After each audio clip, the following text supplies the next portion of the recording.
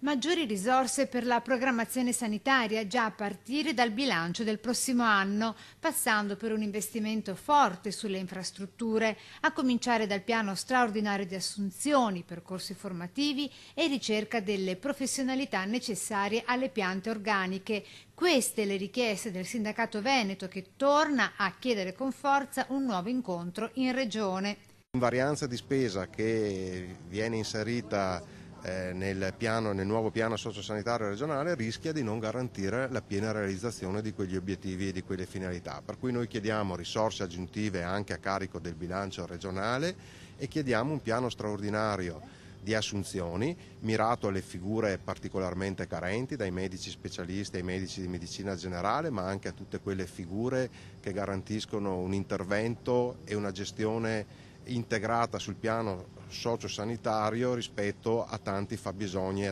a tante necessità. Nello specifico, stando al sindacato, in materia delle medicine di gruppo integrate, al fine della loro piena realizzazione servono più infermieri, più collaboratori di studio, assistenti sociali, così come medici specialisti, ambulatoriali interni e medici incaricati del servizio di continuità assistenziale. E chiediamo che